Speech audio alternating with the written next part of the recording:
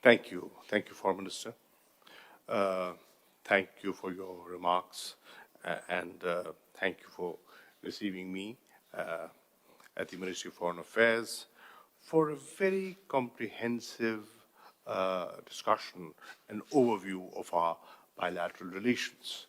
As the Foreign Minister mentioned, we've had a very good conversation on where we stand and what we need to do in the years ahead. As you mentioned, that 58 years of diplomatic relations, excellent relations. Politically, we are very comfortable. As the Minister mentioned, that we have been supporting each other at multilateral forums, and thank you for reiterating support to some of our candidatures that I raised in our meeting. They will be very, very helpful and very useful. Having said that, I want to acknowledge that despite excellent bilateral relations in the last 58 years and goodwill for each other, our exchanges have been infrequent. And the fact that I'm here today, I'm here with a very determined view to initiate a new era in our bilateral relations.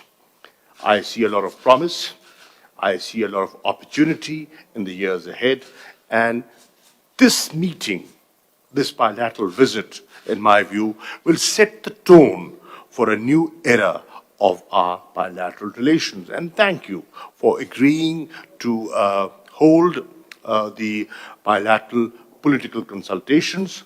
The last round was held in 2017. And ever since then, we haven't had a round of bilateral political consultations. So thank you for agreeing for the next round in the next few months of 2022. The Minister mentioned that I am the first Foreign Minister that he has received in 2022. I hope I bring you good luck for other very successful and fruitful visits in the year ahead. We've had discussions on how to promote our economic relations. And as the Minister mentioned, that in the last fiscal year, our bilateral trade increased despite of the COVID challenges by 50.6%. But this is nowhere near the potential that exists between us bilaterally and within the context of the European Union. Pakistan is an important trader with the European Union.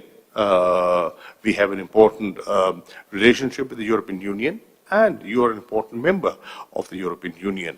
We've had this advantageous position that the Europeans have been very magnanimous in giving us the GSP Plus facility. And thank you for your continued support vis-a-vis the GSP Plus scheme that is under review. And Pakistan feels that this has been mutually beneficial for Pakistan and the European Union, and continued support on that would be mutually helpful, and it will be helpful for the European Union.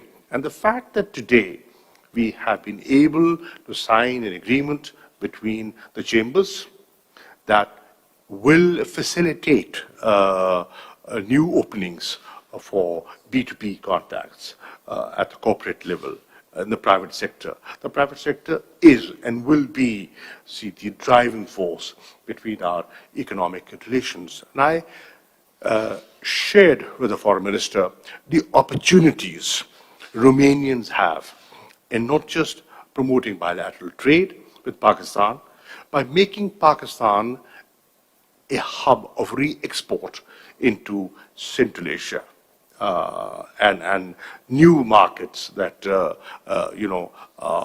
now opening up for the world. And Pakistan, through this economic corridor that we are developing with China, the economic corridor that connects the western part of China with Gwadar, opens up many landlocked countries of Central Asia, Afghanistan included, and you have spent years, and your troops have spent time in Afghanistan, so you know the challenges of Afghanistan. Your Prime Minister has served as a battalion commander in Afghanistan.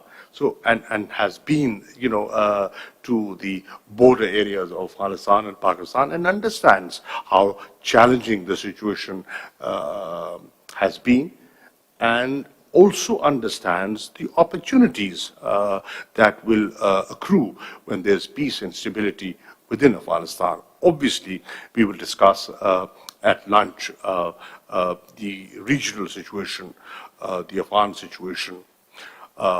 Obviously, the JCPO negotiations with Iran are important to the European Union. I am aware of that.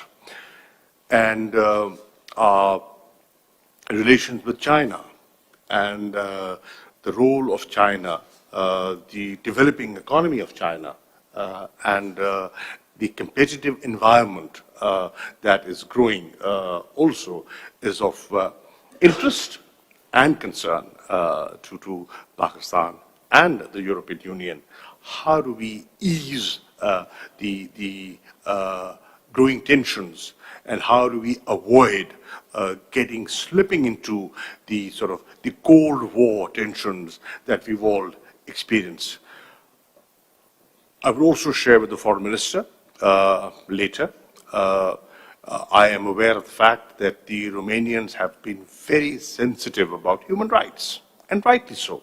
I would also want to share with the Foreign Minister and with the Romanian people the delicate human rights situation on the eastern side of Pakistan, which is, in the state of Jammu and Kashmir. That has been under debate in the European Union. Many members of the European Parliament have spoken about it and are concerned, and we will talk about it. I'm also very happy to acknowledge the fact that we've just signed an agreement linking educational institutions and benefiting from the excellent educational environment that exists in Romania. Pakistani students will certainly benefit from this agreement that we have signed with the Polytechnic in Bukharest, scholarships that are being offered, the vocational skill development that we will get through your excellent institution, one of the best in Europe, will be of great value to Pakistan, and I'm delighted to have been part of it. I'm also I want to acknowledge the excellent handling of the COVID situation by Romania. We are going through our fifth wave, so are you. But despite that challenging situation, I want to thank you, sir, and the people of Romania on behalf of the Prime Minister of Pakistan and the people of Pakistan for being very generous in gifting, 500,000 doses of the coronavirus virus. Our inoculation program is quite advanced. We have inoculated something like 70 million people. We are a large population of 220 people, an equally large market for trade and investments. Thank you for doing that. I think in the days ahead, there are great opportunities for Pakistan and Romania to develop a better understanding. We want to exploit the potential and the opportunities that we have been overlooking. This is the right time. This is the right time to move ahead. And inshallah, hopefully, this trip and this visit will set the tone for a better understanding between our two countries. Thank you for the invitation. And I also want to invite you to visit Pakistan. once we've had the bilateral political consultations and we've reviewed where our bilateral relations stand, I would want you to come and visit Islamabad and see how do we move forward. Thank you.